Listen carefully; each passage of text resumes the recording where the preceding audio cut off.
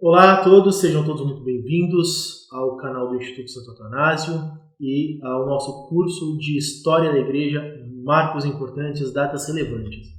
Eu sou o professor Rodrigo Mina e eu já gostaria de deixar o convite a todos vocês para curtirem este vídeo, se inscreverem no canal do Instituto Santo Atanásio e compartilharem o nosso conteúdo para todas as pessoas, para que o nosso apostolado continue com a nossa missão de levar a fé integral de nosso Senhor Jesus Cristo e fazer com que as pessoas tenham a sua salvação das almas por meio da igreja. Bom, hoje a gente está na terceira aula do nosso curso e a gente viu como que São Leomagno, no ano de 453, foi muito importante para a salvação da Sé Romana e para evitar que a cidade de Roma se tornasse um caos. E também nós vimos a história de Santa Genoveva, que por sua fé devota, por seus atos de penitência e por sua vida casta e pura, conseguiu manter a cidade de Paris intacta da invasão daquilo que foi considerado na história como um dos impérios mais bárbaros que já existiu, que são o Império dos Hunos. Então hoje a gente vai dar continuidade a respeito dessa história do fim do Império Romano do Ocidente e a gente vai por uma outra perspectiva. Hoje a gente vai para aquilo que considerou a história como a filha primogênita da igreja e o batismo de Clóvis. Depois do alívio que os romanos tiveram com os hunos, os germânicos foram os responsáveis por colocar um ponto final no Império Romano do Ocidente. Então, o que acontece? O Império Romano ruiu por conta de todas essas divisões, por conta de todas essas invasões, de todos os saques, se tornou insustentável. O caos gerado por tudo que estava passando, por toda a crise do século V lá em Roma, fez com que fosse muito difícil manter um império de tamanha extensão territorial. Para vocês terem uma ideia, o Brasil tem 8 milhões e 500 mil quilômetros quadrados de área. O Império Romano do Ocidente ele tinha aproximadamente 4 milhões, 3 milhões e meio de quilômetros quadrados de área. Naquela época, sem a capacidade de ter comunicação e sem essa mobilidade rápida de exército, de tropas e de alimentos, você lidar com uma ordem desse tamanho era muito difícil. Então, quando a gente vê que esse império ruiu, uma grande área da Europa Ocidental ficou deixada às traças, ficou deixado à sorte de diversos grupos, de diversas pessoas, de diversas famílias que aos poucos foram ganhando controle, foram tomando conta de alguns aspectos, de alguns pedaços do território, e assim a gente vê o fim da Pax Romana. A Pax Romana, do glorioso Império Romano, era aquela responsável por ter dado a ordem de toda a bacia mediterrânea, de toda a estabilidade política e econômica que o Ocidente viveu em pelo menos 3 séculos, que gerou a possibilidade de construção de grandes obras de infraestrutura e que vai sedimentar aquilo que são as bases da Europa Católica. Na Itália, na Península Itálica, o primeiro rei que se consagrou foi o rei Odoacro, que era um rei violento, que era um rei bastante expansionista e que ele realmente desejava fazer com que a Península Itálica inteira estivesse sob o seu comando. E qual que era o problema disso? O problema é que todos esses bárbaros, que todos esses germânicos que invadiram, que começaram a retalhar o Império Romano em diversos pequenos reinos, todos eles eram reis arianos, ou seja, apresentavam dificuldades muito evidentes para que a Igreja pudesse dar continuidade ao seu processo de evangelização, ao seu processo de espraiamento da doutrina católica e assim a salvação das almas. Como que era a relação desses arianos com os católicos? Bom, ela era diversa. Em alguns lugares na Europa, os arianos e os católicos eles se respeitavam. Então não tinha tanta instabilidade. Eles conseguiam manter uma vida em comunidade pacífica, eles continuavam a trabalhar de forma amistosa e nenhum dos dois estava em violência. Do outro lado, você tinha arianos que perseguiam quase que da mesma forma os imperadores antes de Constantino, no Império Romano, perseguiam os cristãos. Então a gente tinha uma situação de muita preocupação para a igreja, porque os católicos estavam morrendo, os católicos estavam sendo perseguidos e a relação não era nem um pouco boa.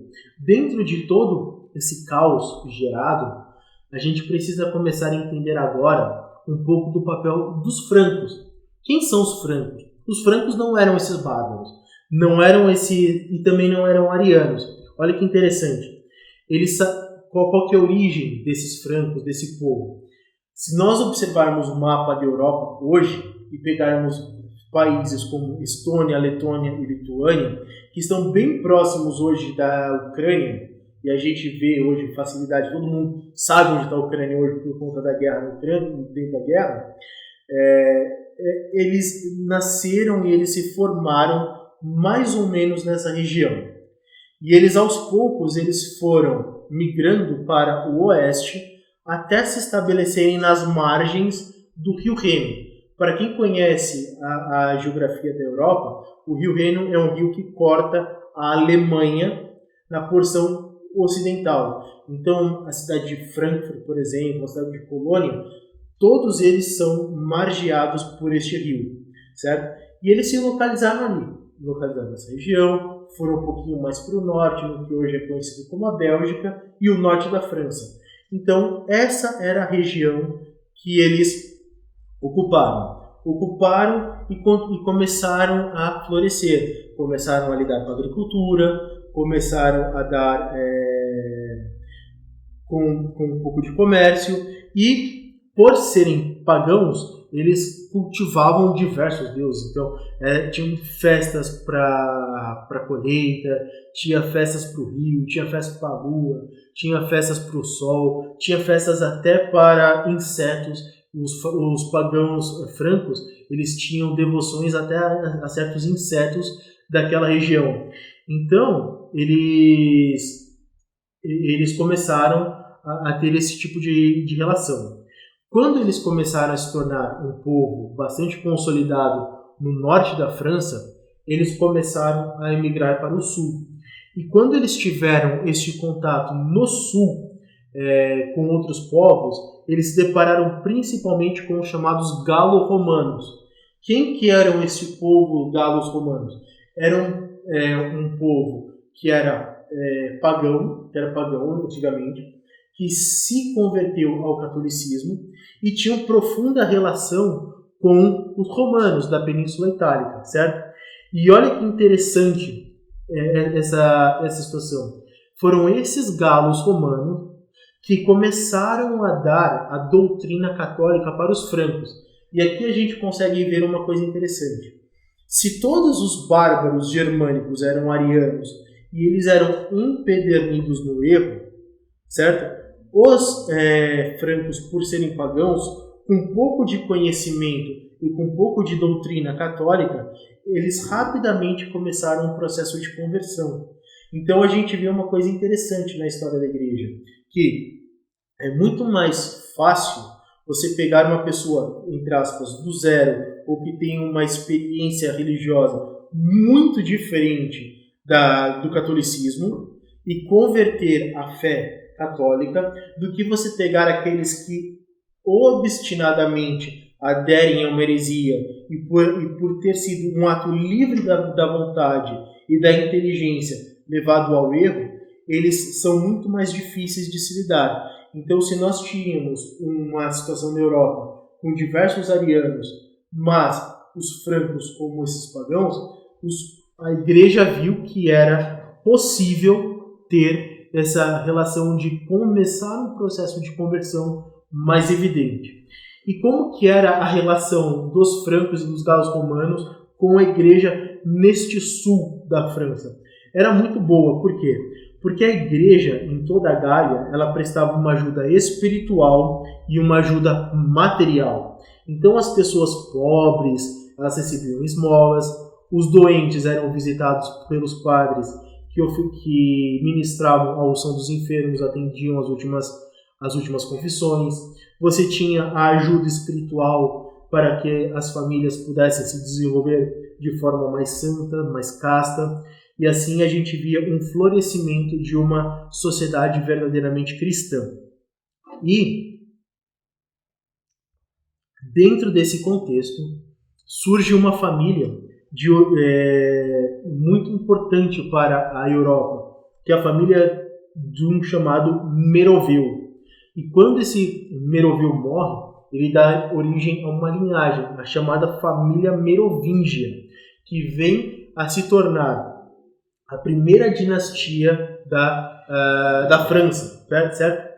E o que acontece? Dentro dessa região do sul e do norte da França, uma parte delas é unificada, e Clovis, quando seu pai morre, ele acaba assumindo o controle deste território.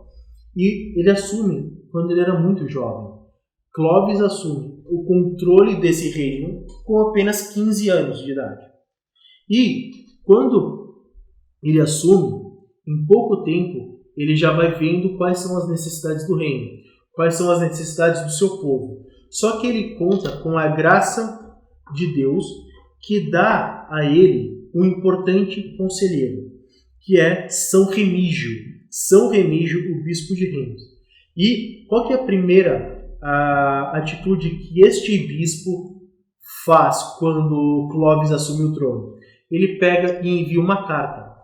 E nessa carta continham muitos pontos importantes que a gente precisa considerar.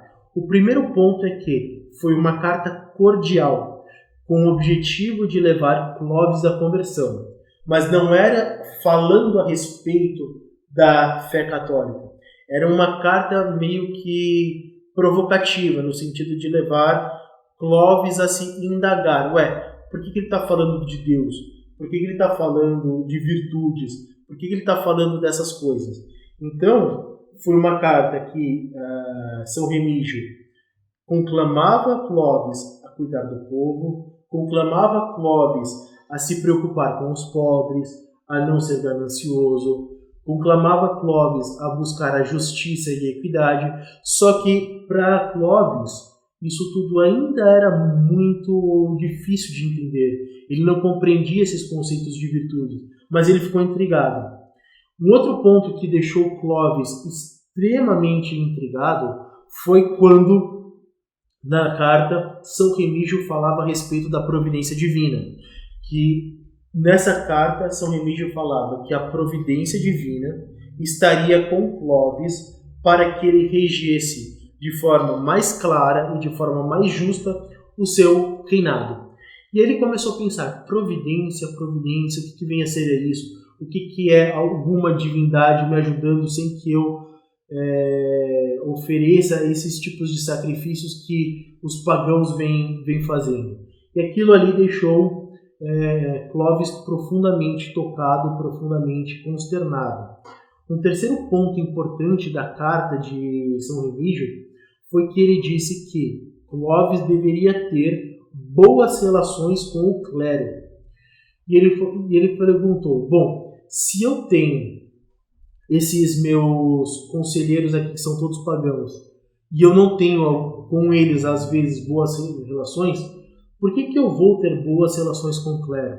E aqui a gente vê um ponto importante da Igreja Católica, que ela sempre vai se colocar como um poder sapiencial, um poder ligado à sabedoria. Óbvio, está ligado diretamente ao Verbo encarnado, nosso Senhor Jesus Cristo, que é o Rei dos Reis, é a própria sabedoria, e por ser fundada pela sabedoria encarnada, ela vai ter preocupações em fazer com que toda a civilização, com que todas as pessoas se ordenem à sabedoria. E não será diferente com um rei e também com um reino. Então, esse é um ponto importante que a gente pode observar da carta de São Remígio. tenha boas relações com o clero, porque ali está a sabedoria, ali está a verdade. E essa verdade que vai conduzir o teu povo à prosperidade, à justiça, à paz, à tranquilidade e à estabilidade necessária para fazer florescer muitos e muitos anos de reinado. E o outro ponto importante dessa carta de São Remígio foi que ele falou para que Clovis defendesse o direito natural. Não foi com essas palavras que São Remígio colocou, mas que colocasse principalmente o uso reto do matrimônio. Esse era um ponto importante, porque se a gente vivia e a gente presenciava que os católicos que não estavam tendo uma visão clara a respeito da doutrina do matrimônio, quando a gente coloca a defesa clara do matrimônio à luz do direito natural, sabendo que ele é monogâmico e sabendo que ele virou sacramento por conta de nosso Senhor Jesus Cristo, a gente começa a observar que a construção da cristandade medieval, a construção da civilização cristã, ela vem em grande medida por famílias. E essas famílias vai ser o pilar, vai ser o sustentáculo de todos os demais momentos importantes da civilização cristã. E um outro ponto importante que São Remígio fala nessa carta são sobre as virtudes, mas ele não fala especificamente sobre as virtudes teologais, fé, esperança e caridade, ou as virtudes cardeais, justiça, fortaleza, temperança e justiça. Não. O que ele vai se apegar, São Remígio? Bom, Clovis é um cavaleiro, ele é um militar, ele está para defender o seu povo, certo? Então, o que eu vou pegar dele? A ideia de um cavaleiro medieval, a ideia de um cavaleiro que está tentando defender seu povo e que precisa de algumas características para fazer com que seu povo fique de forma estável e que ele fique de forma segura. E aquilo ali mexeu profundamente com Clovis, porque ele começou a perceber que a Igreja Católica era muito diferente de tudo aquilo que ele estava experimentando, de toda a experiência religiosa dele estava se colocando. Pois bem, Clovis, ele continua conquistas na Gália, ele continua conquistando territórios em toda a região da França, e ao tentar invadir a cidade de Paris, ele também não consegue. E por que ele não consegue? Porque Santa Genoveva, aí já com quase 70 anos de idade, ela ainda estava viva e ela ainda tinha mantido a promessa para todos os parisienses, para todos aqueles habitantes da cidade de Paris, dizendo que nenhum pagão e nenhum bárbaro invadiria a cidade enquanto ela estivesse rezando, enquanto o povo da cidade estivesse oferecendo penitência, enquanto estivesse vivendo uma vida profundamente devota. Então, o que acaba acontecendo com o exército de Clovis? Acaba acontecendo que eles não tiveram condições de invadir, muita chuva, muita dificuldade com o território, saques ou pequenos grupos de parisienses invadindo os seus acampamentos e retirando as condições de preparar uma batalha, e ele decide se afastar da cidade. O que acaba acontecendo? Santa Genoveva, ao saber que Clovis está tentando invadir a cidade, passa a rezar todos os dias por sua conversão. E esse é um ponto importantíssimo, que a gente vê que a comunhão dos santos, que é um dos conceitos mais elementares para todo católico, funciona. Então, quando a gente vê pessoas em estado de graça rezando pela conversão uma das outras, isso gera na providência divina uma moção que vai fazendo com que a fé vai se espalhando de forma mais rápida e de forma mais evidente. Só que a coisa fica mais impressionante quando Clovis se casa com Clotilde. E quem que era Clotilde? Clotilde era uma mulher que vinha de uma família já convertida ao catolicismo, e ela era fervorosamente católica. E ela decide se casar com Clovis, porque naquela época muitas das mulheres católicas, elas se casavam com pagãos ou com bárbaros para levá-los à conversão.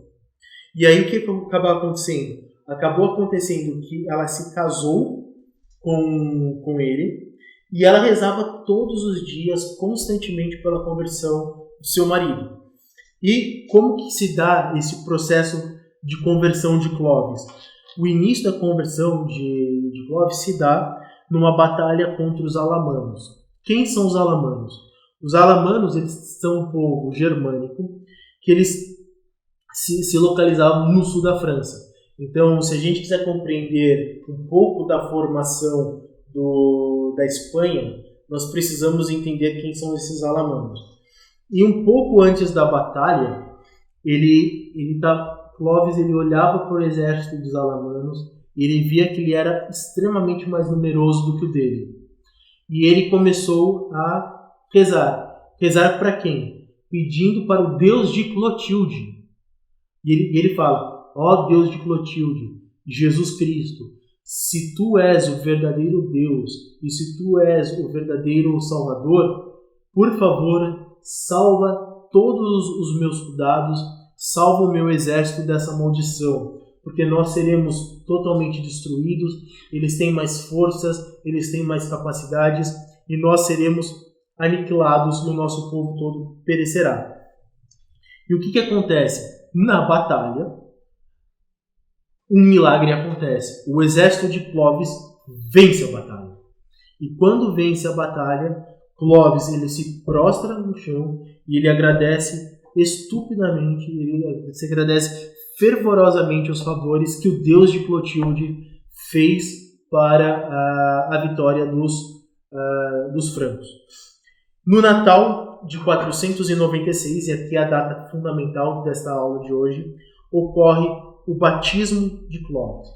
É interessante que este batismo ele se dá no Natal. E na tradição da igreja, quando que aconteciam os batismos? Durante a Páscoa.